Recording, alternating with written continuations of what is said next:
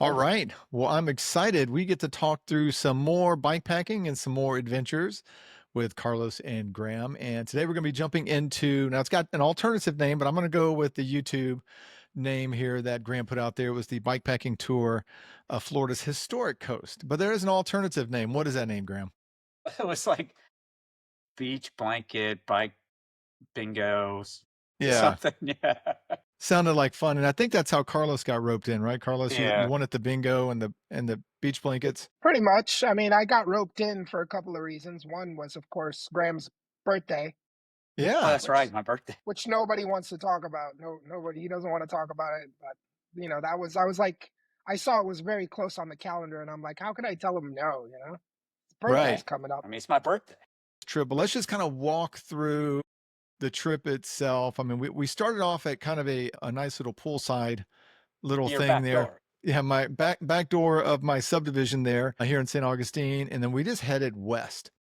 And once we kind of got out past I-95 and kind of got onto the trail, that's kind of where the fun stuff began. Now, Once we turned away from the bike path and we started cutting across, the split tail kites were out there hunting for flies and lizards, and then there was a whole mess of them. I'm actually surprised we couldn't see them on the drone video because where we were riding, I mean, they were everywhere. they were It was everywhere. quite the Well, sight.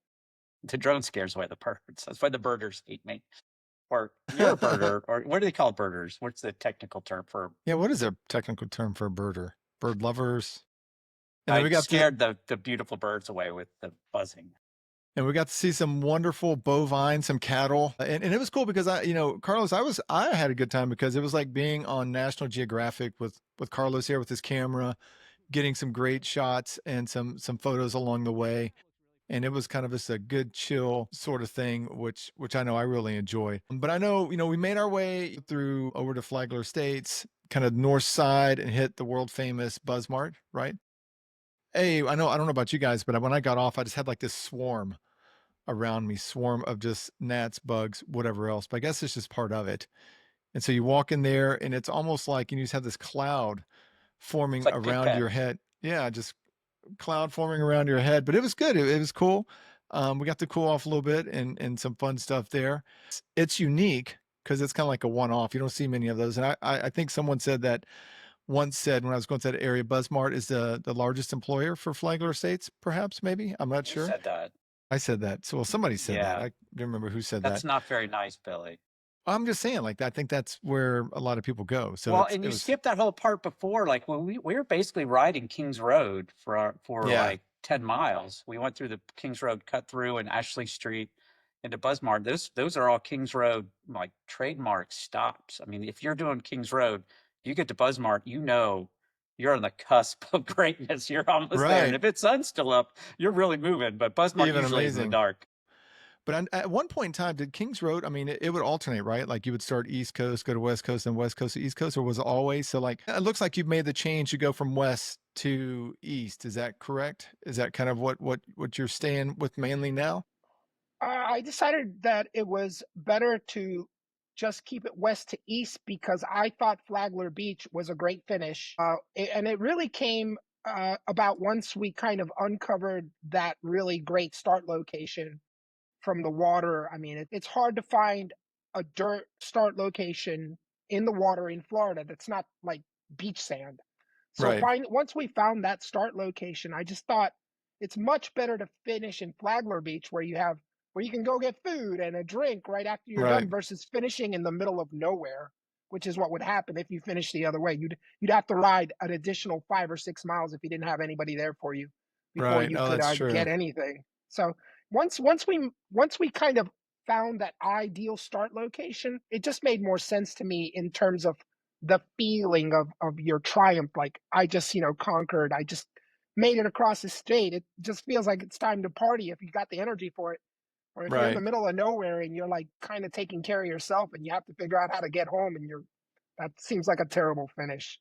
Yeah. Whereas if you finish at the pier, you might have people cheering you on that you don't even know. They just might see you roll in and like kind of Right. get festive with you versus there's not going to be anybody out there if you don't have somebody out there for you. Yeah, I mean that's a good point because it would be almost there. There had to be a second finish. You get to to the end point, dip your wheel in the water, and it's like, okay, now I got to ride into Yeah, town. it's like fetching the Tour de Vibes, like, you're in the middle of Yeah, nowhere. Yeah, yeah. and I've come across that bridge a couple of times to finish Kings Road in the dark, and you can see the Flagler Beach Pier from a couple of miles away. There's just this radiant light, and it says Flagler Beach on the pier. It's I don't know, the energy of that finish. I mean, I'm with you, Carlos. I finished it twice now at the pier, and I finished it the other way too. And there's something really like emotional, special about coming into the pier. And there's always people there, like welcoming you. You go down to the beach, or some people don't, but you go down to the beach and put dip your wheel into the ocean. It's really special. It's something I'll never forget for sure. It's a terrific memory for me. And I know for those that are, watching, listening, if you haven't signed up, go sign up. Single Track Samurai. You can go to his website there and get signed up for that because it's going to be a great event. It's fun. You can go, all out as fast as you want, or you can go party pace. It's kind of your own thing, which is kind of cool, which is what I like about what Karlos puts on. And he kind of really, his events speak to a lot of different groups. If you're racing hard or if you're just kind of chilling and going, either way, you're going to have a great time. But it is something to accomplish that across the state of Florida. It's always a good feeling. I think, Graham, what was after that? So after Buzzmart, we hit County Road 13, right? And then we And hang a Brick right, Road, the Brick Road. like that's a huge deal, and I'm usually not there in the daylight, so it's nice to ride Brick Road, with some sun because that's late in the ride, and I've yet to finish Kings Road, and it's hard to do because that time of year, the sun goes down at what 6 o'clock, Sounds like so you're not trying hard enough. I don't I know. tried really hard. I Just did. I'm kidding. still dark. I had a bear come run across my front wheel last year in the middle of the dark, and I had light was barely working. I thought it was a wolf, Oh my the goodness. skunk ape ran across. Like I just saw something black come jetting across from my wheel, and my buddy Lambert thought I was hallucinating. He's like, "No, man, it was a wolf." Because It apparently was there's a wolf. little bears out there. So a bear came. Yeah. Yeah, So that area, which is kind of interesting. I mean, there's, timber out there. There's a yeah. hunting land. So it's a lot of wide open area, which is kind of cool. And I know the last Kings Road, because I saw the video. I mean, yeah, there's wildlife out there. So probably a bear, black bear, which is Yeah, definitely. common to see in Florida. But I think on this trip, which was unique, we saw some other wildlife out there under the one shade The tree, I think, rooster that we people. found. Yeah, so let's kind of dive into that a little bit. I know, well, you see it on the video, but living that in person, it was almost like to me, it was like it was scripted. I know Carlos and I had gone up there. We were waiting. You were coming back up after doing whatever, and then we're sitting in this one shade tree, and this vehicle rolls up, and I don't know, Graham, how would you explain that whole scene? Like, who were these people? Where did They're they just come some from? locals, man. This is their territory. They're Yeah, on their way to feed their pet alligators. yeah, They're just checking us out. pet alligators, man. That was a quite the experience, but it was kind of cool. I mean, you get to Yeah, chat they're it up being with some friendly. locals there, a holiday, so it was cool to kind of see that. And then I know people always say that when you're biking, like, "Well, how far are you going?" And it's like, "Oh my goodness, I wouldn't even drive that far." St. Augustine? Holy shit. Yeah, All the way from St. Augustine to here, go all the way. yeah. Yeah. Holy shit. No, I don't even like to drive my car that far. Hello. Oh man, I'm gonna drop a rooster in his backyard. And yeah, but it was just we're out there having a good time, and like out of nowhere, these people roll up. But Brick Road is cool. I mean, we got to see bricks, so there was sand, but it wasn't like terrible. And of course, I think some of the rain had helped kind of make it bearable. But I know there's been other times where that's not been the case.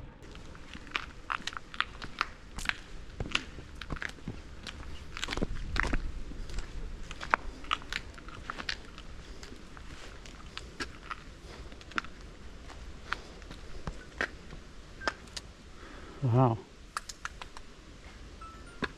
And Carlos, I'm sure you probably check sand conditions. I don't know if you've automated that or if you got like boots on the ground, but I know like the sand can get kind of tricky out there. For sure. We usually, for Kings Road, we just go out about a week or a few days ahead of time and see what it looks like just so we can give folks the news. Because, I mean, no matter what we're going, so it's either going to be Yeah. really good or it's going to be not so good. But things change so quick. I mean, for last year's Kings Road, when I went, it was fine. It was perfect, but there were still holes in the road from the flooding from the hurricane. I guess it was just flooding from that hurricane.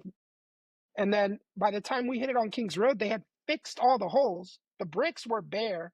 before Kings Road, the bricks were bare, but there was a hole in the middle of the road in one spot. And then by the time we hit it during the event, the road was fixed, but it was a sand pit again. So it was like Yeah. can't win for losing. Like I would have much rather taken that one little hole in the middle of the road than and the bricks bare than the fresh sand that they dumped on top of it right before the big events. Who knows? It's a total toss up what it's going to be like this year. Yeah, you never know, but it's an adventure, right? That's kind of the beauty of, kind of what this sport is, this activity, this hobby is, and it's kind of fun. So we made our way out and we were making our way over to the world famous Burger King. Eventually we're going to make World our way famous, yeah. world famous Burger King. Graham thought that Carlos and I like to eat, better food. And I'm like, well, better food. I mean, you just need food, right? Burger King is food. You don't need Chipotle or something. Smoothies. I know, Graham, you do a lot of work with smoothies on your rides sometimes. But the Burger King was fine. But really what was cool is like once we left Burger King, we headed over to, is it Beulah Plantation? Is that? Yeah, that was a cool thing. So let's talk about that a little bit. I mean, jump in. What were your thoughts there? Let's talk about what we got to see there. Neat little experience. The only time I've ever been through Beulah was late at night. I did a stealth camp back there, and I never even saw the ruins. I didn't really see much. I kind of just navigated some trail. We camped under the oaks, and this was, I mean, a long time ago, 12 years ago. So I was very excited when I saw that Graham had routed us through there. I really wanted to see it. So it was super exciting to see those. I mean, for lack of a better word, majestic. It was way bigger than I thought it would be. And then the trail was so much fun. Great single track. I had a great time. The bridge being out was a sweet surprise. I laughed a lot about that, but I mean, what can you do?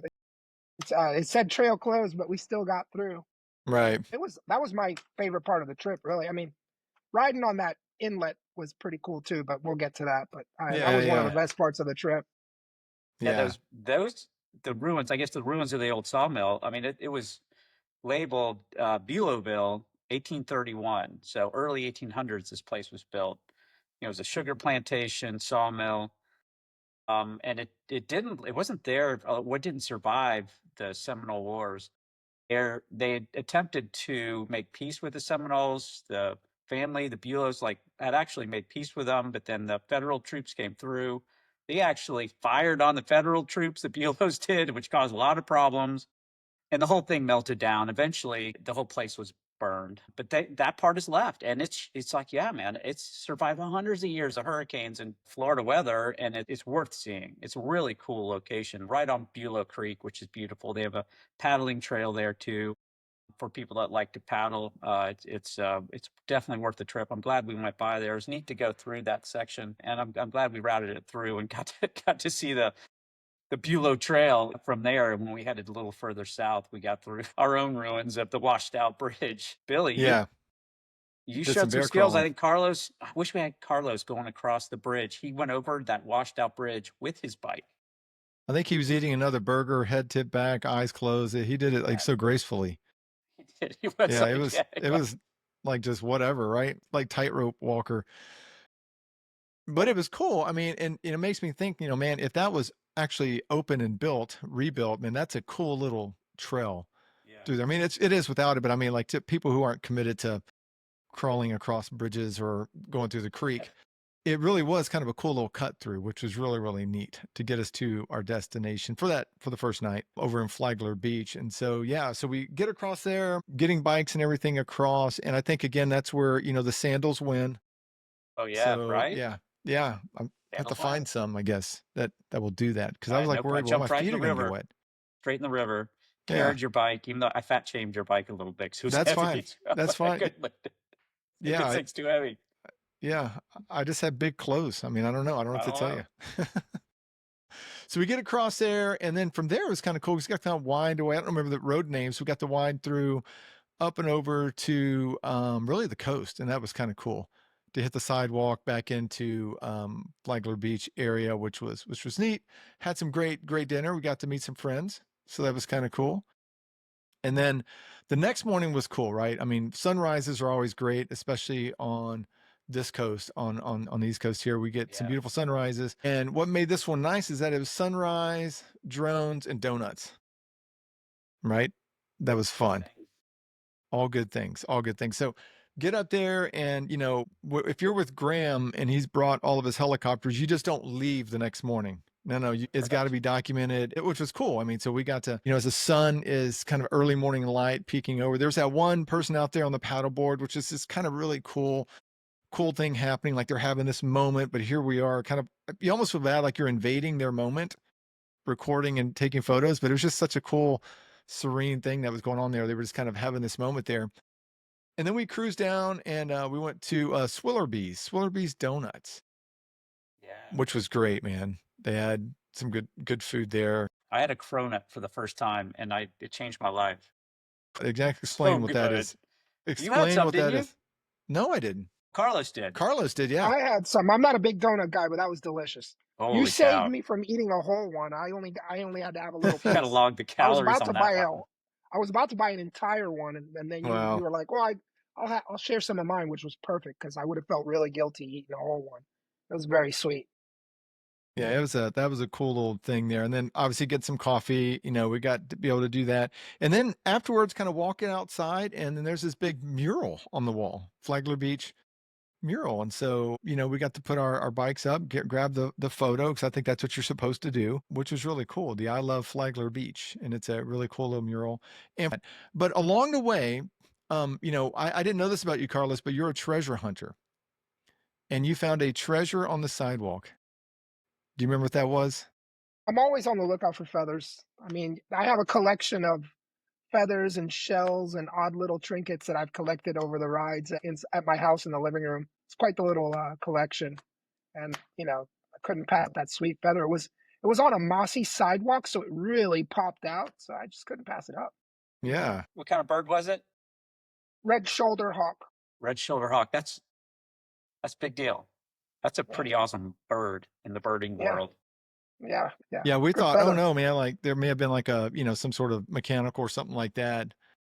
I was like, "No, man, I'm grabbing feathers, Right grabbing a feather find. back here," which is cool. Yeah, you found some neat stuff.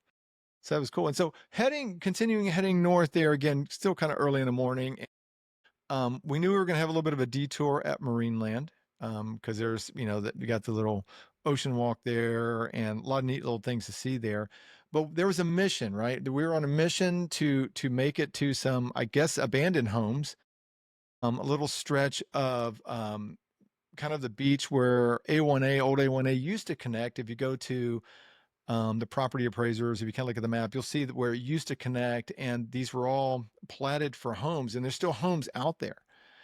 And so this was kind of a cool experience. I passed through this area many times, and I've often wondered, like, what all that was. Can you get out there? There's a beach, sure, you can get there, but does it connect? And like, can you still connect over to old A1A, which on the other side they've been rebuilding, and that, some of the things that we got to saw.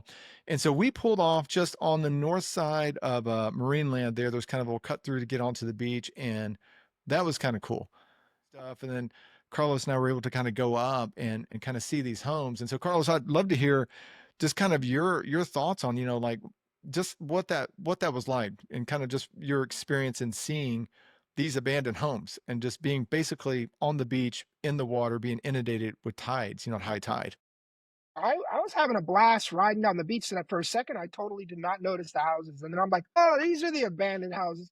So I'm sitting there snapping some photos, and while I'm snapping pictures, I start noticing that the waves keep coming closer and closer, and I'm like, "Oh my god, you're way ahead at that point." I was like, "I better go, or I'm gonna get trapped out." So it was kind of like, "Oh my god!" Like there was a sense of urgency that Mhm. suddenly fell upon my sightseeing, but it was really cool. I mean, I think it's a little irresponsible that they're just leaving those houses there. Aren't they just Yeah. gonna eventually fall in the ocean? Like, I don't know. I don't think we need to put anything else in the ocean. They can Right. just take them down. I don't know what the deal is with that, but it was really cool. I had no idea. I mean, I've ridden up and down that segment of A1A, I don't know, 1,000 times, and I did not know those things were back there. So Mm. kudos to Graham for pointing that Mhm. out. Like, I love learning new stuff and seeing new things. So that was really cool.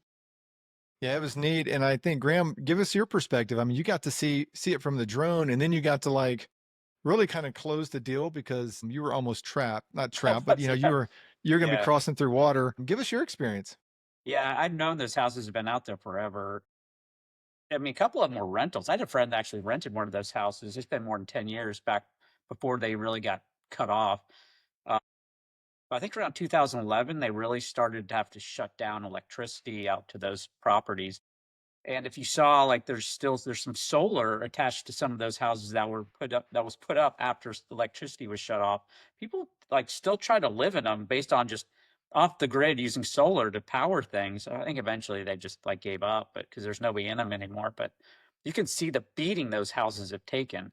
It's really interesting because Matanzas Inlet's the only inlet in all of Florida that's uncontrolled. Like there's no dredging, there's no jetties.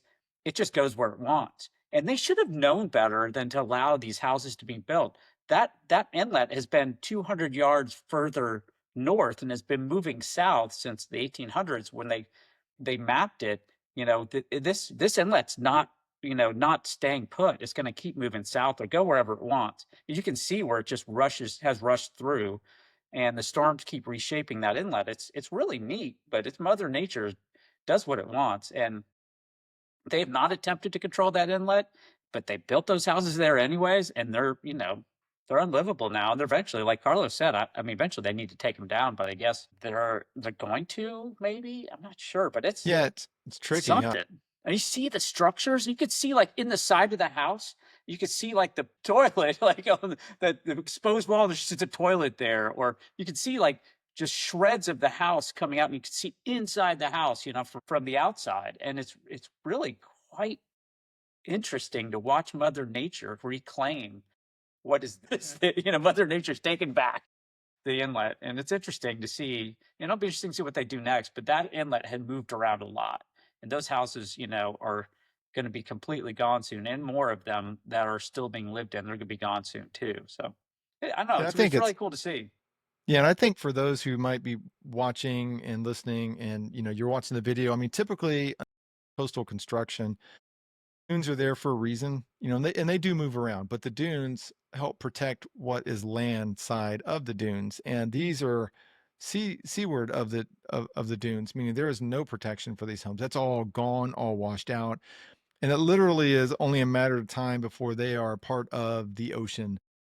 And so, yeah, it does bring up question because I was looking at it, I was curious, and it appears to me, I could be wrong, and maybe somebody knows and they can correct us. But I was kind of looking again at what I could find on property appraisers and things like that. But I mean, they're still platted. Like these are lots and these are homes, and they're still showing private ownership. So they haven't been kind of condemned to the point of like, hey, the feds have said, hey, no, this is a block of land in which you cannot live on.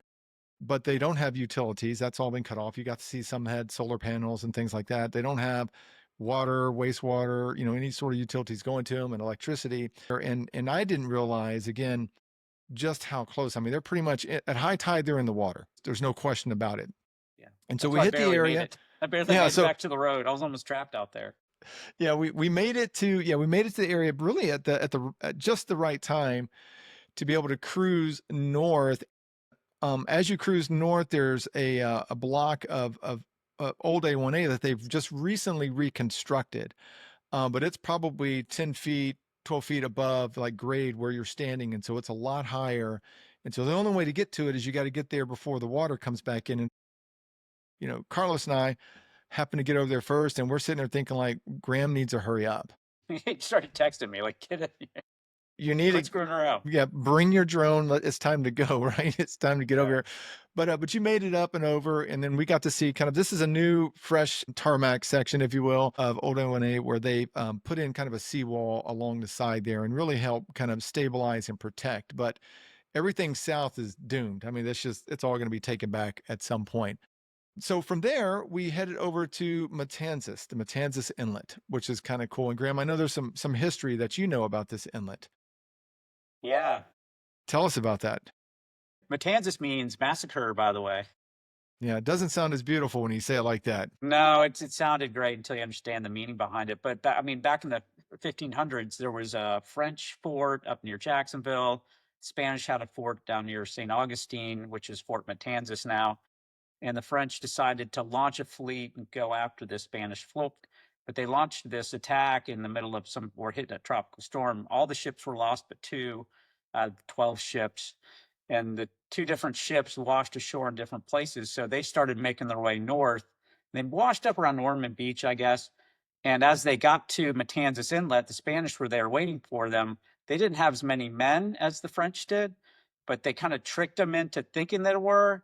And these guys have been washed up; they got no food, so they talked them into surrendering and kind of tricked them into surrendering and brought them over the inlet in boats, 10 at a time, and murdered like all of them, except the ones that said they were Catholics. So it was, so most of them were, and so this whole shipload of men, most of them died right there at the inlet. And then a couple days later, the next round of men came, and the same thing happened. So over 200 men were massacred there on the beach by this Spanish general, and so it's forever been known as Matanzas Inlet, the River of Blood, and that fort is there, and really cool fort. It's kind of like the ruins from Bulow. It's similar. It's a hard coquina shell that I guess a decent foundation. It's still standing. It's worth taking a trip over. You have to go over by boat, but checking out Fort Matanzas is a nice little trip. It's a state park. It's a nominal fee. You can jump on the boat. It's a fun little day trip thing to do, but it's a beautiful area. So we got to cruise over, and then we make our way over to the lighthouse, right? World Yeah, famous St. Augustine Lighthouse, which was cool. it is cool. That's a good little I've climbed spot. up to the top with my Yeah. kids. Next time you got to take your bike though. And not no, it's too narrow. Yeah, it's too narrow. Not Not going your to work. bike. Your bike's not going up. It's too heavy. Yeah, it's too heavy. Yeah, there you go. Fat My bike, shaming yeah. my bike again. Yeah. So yeah, we got to do that, and then we head over. Well, before we get to the Bridge Alliance, I know that we had this random encounter, right? So Karlos knows Yeah. everyone everywhere. So we're like coming around the corner, and this is like, and it's like Karlos sees somebody he knows, which was kind of cool. Karlos, you just know people. Yeah, they live right there in that community. They're really cool. The Quins, Ryan Gator, if you know him, and Kimberly, really good people. Salt of the earth. It's great. That's just one of the gifts of cycling. All these cool people you get to meet. No, but you understand, like, we're just riding through a random neighborhood. Yeah. We weren't even on route, actually. I was like, let's just stay back here in this neighborhood. And we were, Yeah. somebody starts yelling Carlos's name. He's like, the mayor of Florida. Like, what's Yeah. going on here? What's happening? Can't go anywhere with this guy. He's so famous. Yeah. Yeah. And then, so, okay, we chit chatted for a few minutes. And then, what the point is, we're heading over to St. Augustine. We're like, hey, let's go check out, the fort. And then we kind of make our way over. And ultimately, we wanted to get over to Sprockets, one of the bike shops here. Got some friends there, Carlos, people there. Graham, you do too. And so head over to one of the local bike shops. And so heading over the Bridge Alliance, which is always, I don't know if you want to call it a bridge. I mean, it's a bridge, but it's not like a huge climb. I mean, it's just, you're just up and over. But it's just really cool to kind of come over that bridge and like you're in the old city, and really one street over, you've got cobblestones, you've got like this old ancient, if you, I can say ancient, but old city for American standards. And it's just really cool seeing the fort, seeing all that stuff there. And so like all of downtown is just a really neat little area to see by bike if you can. And then up and over to our friends at Sprockets. It was a well-timed trip for me. Yeah. Well-timed, Yes, as I had very well. an issue with the tire. So then I had to get I picked up. actually heard your tire a little bit before that, and I'm like, what is that sound? I could I hear it know. thumping. I was not sure what that was. And then when you told me that we call it a tumor in the business, Yeah. you had a Yeah. tumor, and I was like, oh, okay, that's Yep. what that sound was. That is so Yeah. random for that to We had, happen. when we stopped at Sprockets, I mean, I heard it and I felt, I was like, okay, I don't know how long I'm going to have, because you never know. And so when I got to Sprockets, I saw like it was a bubble between the plies of rubber, between the materials. I was like, well, I've only got a couple miles from the house. I should be fine. And we're inside talking. I heard it just pop. And I was like, that was my tire. It's like, sure enough, I guess with heat and everything else, it kind of popped. But luckily I was there. So it was like, hey, cool. Time to get, and the new tires are great, Carlos. I mean, I got them on there. So I'm like, man, it's like a monster truck now. So Valley Tango is what it is. sounds like it. I think Yeah, so. you This are. is going to be a Let's fun go. little, yeah, this is going to be fun. I'll be Sand there. surfing. Big people like me need a wider tire. And I think this is the one. This is going to help me on the sand.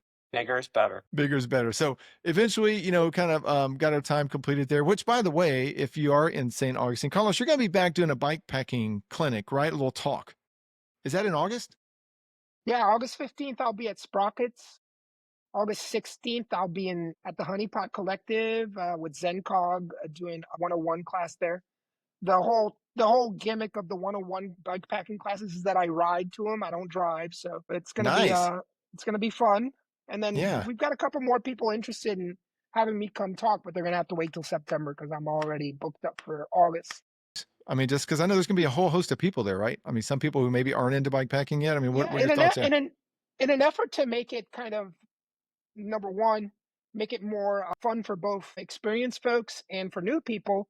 It's always fun to have people there who are local who want to pack up their bike and bring it so that people can see the way different folks pack their bikes. Because, there's various ways to pack a bike. And I pack my bike a little bit different depending on where I'm going, what the time of the year it is, what my goals are. If I'm racing, I'm going to pack my bike completely different versus if I'm touring in Florida or versus if I'm touring like out west. Even my own personal packing style varies depending on where I'm going and what my goals are for the trip. So even though it's free, I would love for people to register so that way I know there's going to be someone there to talk because Right, I don't want to show up and it's just me and four people. I want there to be a good group of folks for me to right. come talk to.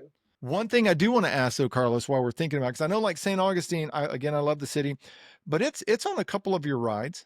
I mean, this area, I mean, obviously Kings Road is just a little bit south of us, but then you also have, don't you have at least one ride that starts from the fort, sea to river or river to sea when, The River to Sea Loop doesn't start in St. Augustine, but we go okay, through St. Augustine. okay, And this year, the River to Sea Loop it's going to start on Halloween. Usually it falls on Veterans Day weekend, but Veterans Day falls in the middle of the week this year. And because it's Halloween, I want to do something a little different. We're going backwards. And because of this nice. reason, Beach Blanket Bike Pack that we just did, I want to see if I can take everybody across that inlet. I want every Ooh, other people to see Yeah. Let's those go. abandoned spooky. That houses. is, We got some new camps this year. I already knew a bunch of dirt on A1A that we didn't do on our trip, and I'm going to mix some of that with what Graham showed me to kind of just add a little more fun to it all. So yeah, I'm excited about this year's bike pack of the River to Sea Loop. well, guys, I would love just to give hear any closing thoughts. I know this was just kind of a fun little trip we did last minute, throw it together. Let's just, go have some fun and explore some areas. But yeah, any last minute thoughts or wisdom you want to talk about or pass on? Roosters. The Roosters. Roosters. How many roosters, Billy? How many I roosters? think, in my opinion, there was really only one rooster, and it was a human rooster. And you're gonna Oh, have to yeah. go watch that on the YouTube. Oh man, I'm gonna drop a rooster in his backyard. We saw wildlife, but it just wasn't the wildlife that you expected. So there was Oh, man. I'm gonna give it Yeah, a no. half star.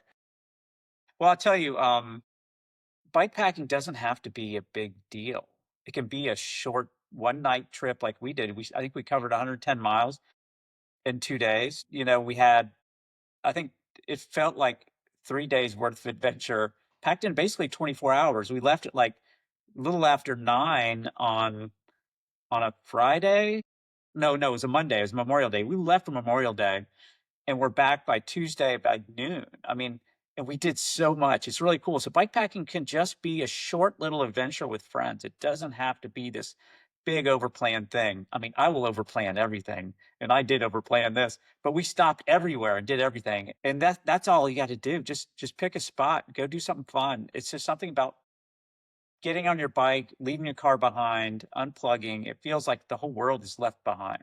It is a special and unique experience. I'm lucky to know you guys and lucky to know this community. It's been a life changing for me to have this part of my life as busy dad and husband to be able to get on my bike and just go escape for a day or two. And thankfully, my wife lets me now and then go do this with. Yeah. And you guys are great people to be around. The spirit both you guys carry is similar to anybody I've met in bike packing. It's very positive. It's very uplifting.